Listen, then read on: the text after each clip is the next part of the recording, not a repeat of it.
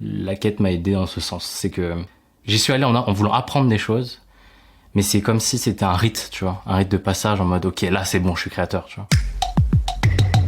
Bonjour à toutes et à tous. Du 16 octobre au 10 décembre prochain, en partenariat avec Inspiration Créative et notre ami Kylian Talin, Sens Créatif organise la seconde édition de son fameux bootcamp, La Quête. Un programme intensif de 8 semaines pour sortir du lot, construire son audience et trouver plus de clients pour son activité. Et bonne nouvelle, cette formation est 100% finançable par l'AFDAS et autres comptes personnels de formation.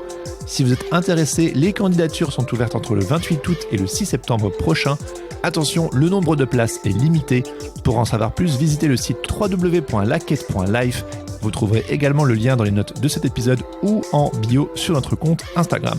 Et parce qu'un témoignage vaut toujours mieux qu'un long discours, je suis allé interviewer d'anciens aventuriers et aventurières de la quête, histoire de revenir sur leur expérience, ce qu'ils ou elles en ont retiré et comment depuis l'année dernière, cette formation les a fait évoluer sur leur chemin d'artiste freelance.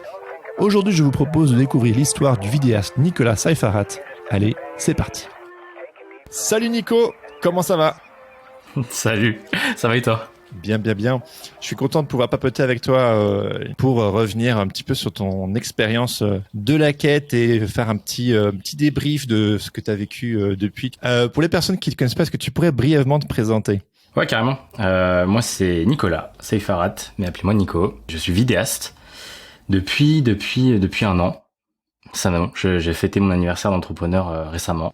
Et globalement, je suis créateur. J'ai deux parties. Je suis créateur de contenu, notamment sur YouTube, où je documente mon chemin de créateur. Et j'ai une autre partie freelance où là, je fais des prestations vidéo, que ce soit pour de l'événementiel, pour des projets tout autre, du documentaire, etc.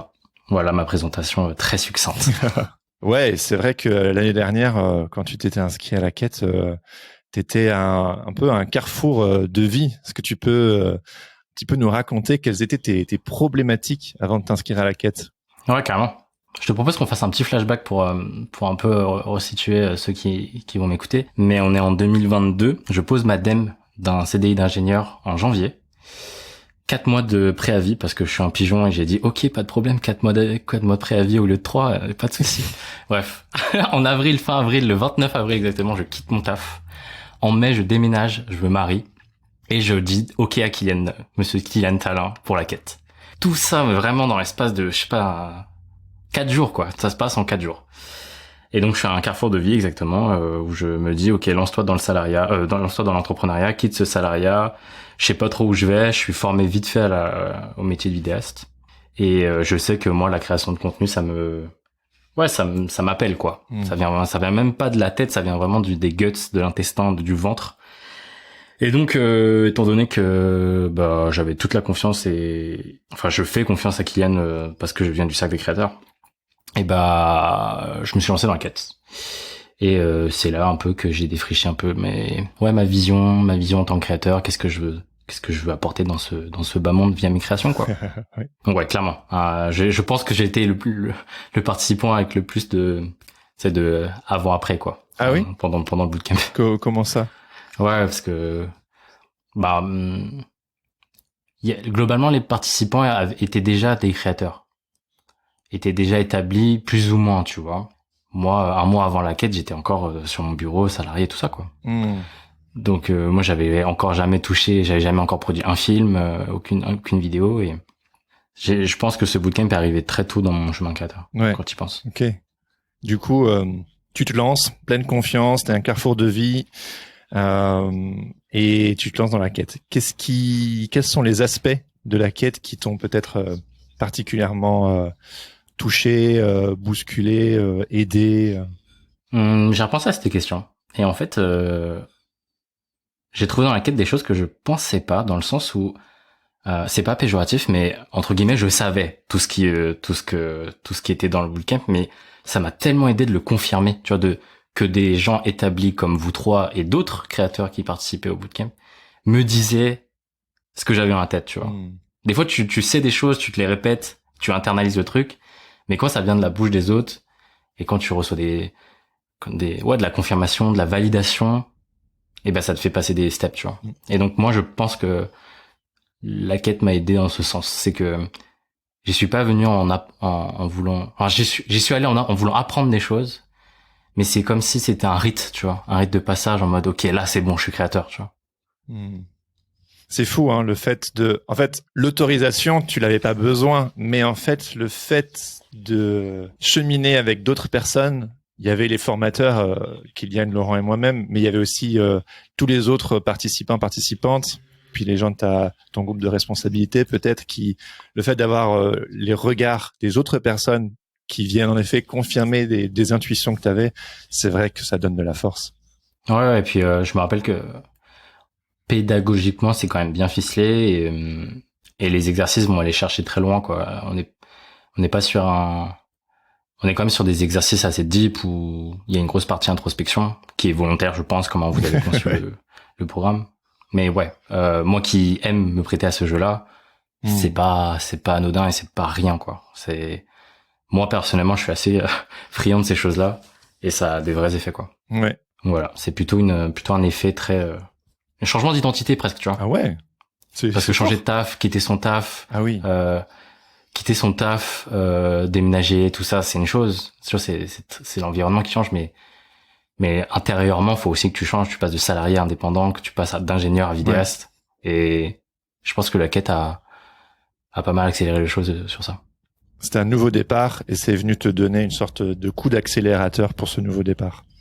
Ouais, carrément. Et est-ce que tu te souviens d'un déclic ou d'une épiphanie particulière qui t'a marqué pendant la formation? Un aha moment, je sais pas, mais je pense que le groupe de responsabilité, je suis assez bien tombé. Pour les citer, Myriam, Sophie, Amélie, après coup, on est resté assez longtemps à échanger, etc. Et en fait, c'était la première fois que, en tant que créateur, j'apprenais des choses aux autres, tu vois.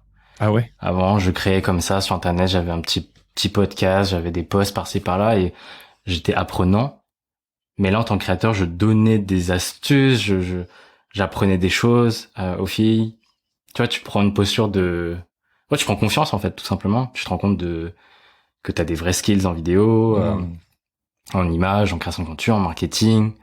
Et tu prends globalement confiance. J'ai pas de moment où je me suis dit, ok, waouh, là, ça a débloqué un truc. Ouais. Mais c'est au fur et à mesure, tu prends confiance, quoi.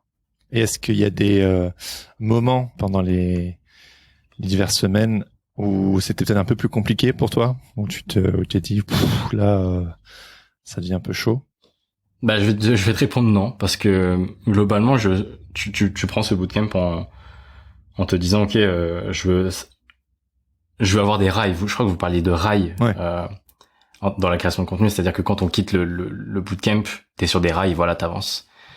Au fond de moi, je savais que j'allais avoir ces rails. J'étais assez confiant.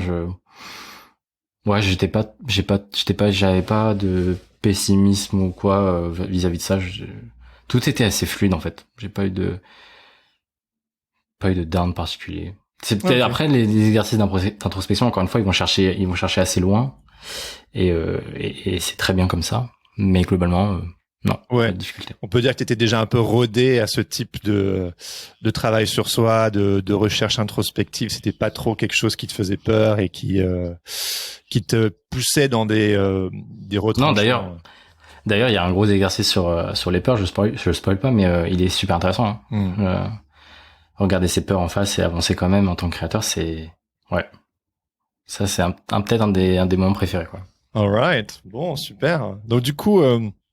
Flash forward, du coup, on arrive plus ou moins à aujourd'hui. Tu as vécu cette formation il y a 1 an qui vient pile poil à un moment important de ton parcours de créateur. En quoi ça a contribué à au créateur que tu es aujourd'hui? Et t'en es où surtout? Bon, tu t'es présenté au début, mais dis-nous un peu plus sur le chemin effectué depuis. Il y a eu 2 chemins. Dans la partie freelance, vraiment très classique. Ou encore une fois, j'avais jamais touché de caméra avant de me lancer, donc c'était que de l'intuition. Il fallait que je mette en application des choses et les projets se sont multipliés, la diversité des projets aussi. J'ai testé plein de choses avec plein de confiance, je me suis vachement enrichi, mais c'est un parcours freelance assez classique. Moi, ce qui m'a vraiment surpris, c'est la partie création de contenu, où là, 1 an plus tard, je me retrouve avec une vraie communauté, quoi. Chose que je rêvais il y a encore 1 an. Tu vois, je relisais mes mes gratitudes de quand du nouvel an entre 2021 et 2022, et il y a dedans je rêve d'avoir une communauté, tu vois. Et aujourd'hui effectivement YouTube 12 000 abonnés, j'ai un Discord dans mon nom, j'ai une team de modos, j'ai une team d'admin, et on va organiser des rencontres en vrai, tu vois. Je sais pas à quel point, tu vois, quand je réalise ces trucs, je me dis pas ok, c'est la quête qui m'a fait que. Non, c'est mais toi. avec du recul, sûrement que ça a dû influencer, tu vois. Je pense beaucoup à ce premier module où on parle de vision et de mission. Et en fait, très vite, tu comprends moi, j'ai compris que moi, mon épanouissement, il est dans le fait de toucher les gens et de les rassembler. Et en fait, tout ce que je fais durant l'année, c'est que ça, quoi. Tu regardes toutes mes vidéos, dans l'espace commentaire, les gens sont hyper engagés, etc. Et en fait, c'est comme si t'étais vraiment toi-même, tu vois. Je sais pas à quel point la quête m'a aidé dans ce sens. Mais en tout cas, aujourd'hui, je suis un créateur qui rassemble, et c'est ce que je rêvais il y a encore un an. Ouais. Voilà, je pars un peu dans tous les sens. Je réponds peut-être pas à ta question, Jérémy. Si, non, mais en fait, c'est très juste ce que tu dis dans le sens où la quête, c'est pas genre, il y a pas des grosses nouveautés, il y a pas un secret qui est unique à nous trois en fait, à ce qu'on vous propose, mais c'est venir affirmer, confirmer et appuyer et confronter les regards et aller chercher tout ce qui est déjà là en fait. En fait, on a déjà tout ce qu'il faut en nous, t'avais déjà tout, mais c'est comme si on se met en condition pendant 2 mois pour se dire allez, je me bouge les fesses et je vais aller vraiment mettre tous les morceaux de puzzle qui me constituent pour essayer d'en faire une locomotive et se mettre vraiment sur des rails pour pouvoir après être indépendant dans les 2 sens du terme, autonome. Et puis évidemment, la suite du voyage, en fait, la quête c'est pas une fin, c'est que le début. Et puis il y a des hauts et des bas, mais au moins on a un sac d'aventurier avec les bons outils. A priori, on espère en tout cas vous avoir fourni ça. Et puis après avoir suffisamment à manger pour que vous puissiez trouver vous-même votre chemin, quoi. C'est un peu ça. Ouais. Et puis tu vois, ce que tu me dis, ça me fait penser au fait que j'aurais tout intérêt à refaire la quête là. Me prendre 2 semaines parce qu'évidemment non mais tu vois, j'ai encore les replays, j'ai encore les PDF, et en fait le refaire tout seul dans son coin avec les réponses d'il y a un an versus les réponses d'aujourd'hui, tu vois, ça pourrait faire un super exercice. Ah oui. En tant que créateur d'1 an maintenant. Et en fait tu dis que la quête c'est un début, mais au fait ça peut être aussi le début d'un renouveau, tu vois, c'est cyclique, comme vous révolutionnez rien et vous le vendez comme ça d'ailleurs.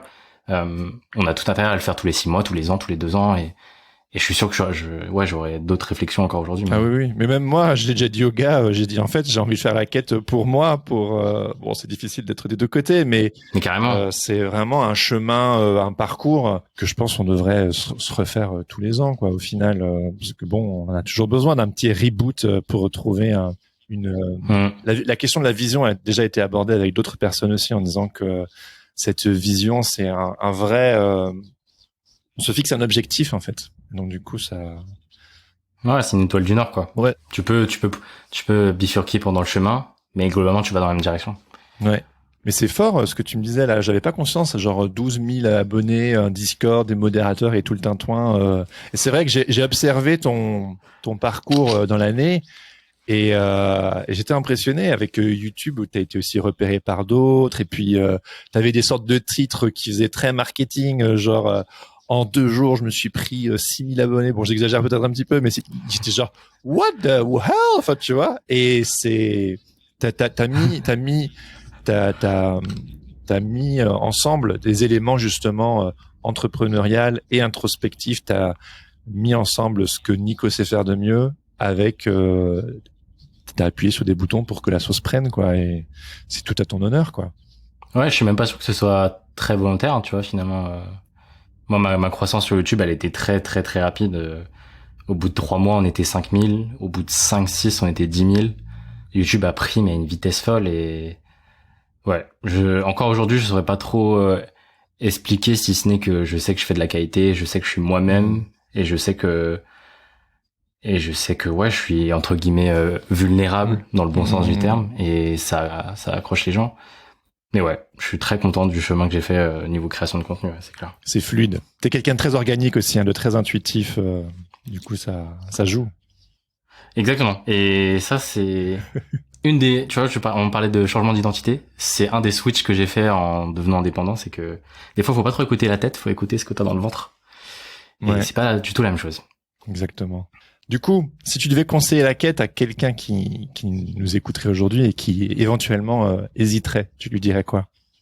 En fait, je vais parler de mon expérience parce que je peux que m'appuyer dessus. Mais là, je vais m'adresser, ça va peut-être pas tout le monde qui écoute, mais je vais m'adresser aux personnes qui sentent qu'ils sont à un virage, tu vois. Je vais volontairement faire l'entonnoir dessus, mais si on est à un virage, si on sent qu'on veut passer un step, tu vois, je pense que la quête est bienvenue. On dit souvent que dans la création, c'est beaucoup des phases de convergence, divergence. Et la quête, c'est parfait pour diverger. C'est parfait pour ouvrir les possibilités, voir dans quoi on veut vraiment se lancer, tu vois. Et une fois qu'on a ça, une fois qu'on a l'étoile du Nord, là, on peut, après la quête, digérer le bootcamp et converger. Et moi, c'est comme ça que j'ai fait. En mai, juin, on a eu le bootcamp. En juillet, août, j'ai convergé à fond sur YouTube. Mais vraiment, j'en suis devenu obsédé parce que je sais que c'est mon gros kiff, tu vois. Et bam, en août, explosion, 50 000 vues en 24 heures, 5 000 abonnés, c'est bon, j'ai compris que, tu vois, l'univers, il te le renvoie aussi. Tu manifestes le truc, l'univers, il te le renvoie, et bam, bam, tu construis, ça se cumule. Et c'est parti, quoi. Donc voilà, je pense vraiment à ces personnes-là qui sont à un virage, qui veulent diverger et confirmer des choses. Ça parlera sûrement à certains. Et qu'est-ce que je peux te souhaiter pour la suite, alors, dans le prochain cycle de vie, là, pour toi? C'est une bonne question. Tu vois, je faisais le bilan de mon année de créateur, et globalement, j'en suis très content. Et j'aimerais que tu me souhaites de consolider un peu, consolider un peu tout ça, structurer, mettre aussi une casquette d'entrepreneur, tu vois, et c'est pour ça que je pense que je vais replonger dans les replays et les PDF, mais je me suis senti vachement créateur cette année-là, peut-être que j'ai envie de me sentir un peu plus entrepreneur, mettre en place des choses structurées, structurantes, et toujours dans cette direction qu'on a établie au début, mais voilà, plus entrepreneur et plus solide, globalement. Je veux pas grandir, je veux être plus solide. C'est beau ça, c'est bon. Consolider ce qui est déjà là. And follow your true North Star. Yep, toujours. Bon, merci Nico, c'était trop chouette de pouvoir papoter avec toi, de faire un petit état des choses depuis l'année dernière. Et puis bon, les auditeuristes le savent pas, mais en réalité, on papote encore assez régulièrement. Et en fait, je t'ai rencontré durant la quête et on a déjà eu l'occasion de collaborer. C'est fou de me dire que en fait t'avais pas touché à une caméra, tu vois, quand t'as commencé la quête. Et moi tout de suite quand j'ai vu les photos et les vidéos que tu shootais, j'étais genre non, mais moi j'ai envie de temps en temps de collaborer avec Nico parce que t'as un œil. Donc tu vois, ces intuitions que t'avais, que t'avais pas encore osé, au final voilà, tout était là, il suffisait d'assembler le puzzle et c'est ce que t'as fait, quoi. Et c'est chambé, quoi. Ouais, c'est vraiment ça, c'est vraiment cette image de puzzle. Ouais, t'as carrément raison, tout est. Mais souvent les créateurs, c'est ça. Souvent c'est ça. Ils ont toutes les pièces devant soi. Ah oui. Souvent, quand ils regardent. Et on n'ose pas les assembler. C'est juste qu'il faut qu'ils osent. Exactement. Tout le monde sait ça. Ouais. Et effectivement, des fois, il faut faire des projets A et B et fail des projets C et D pour que le E il soit merveilleux.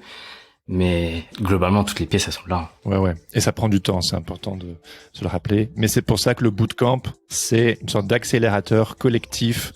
Parce que tout seul, c'est quoi?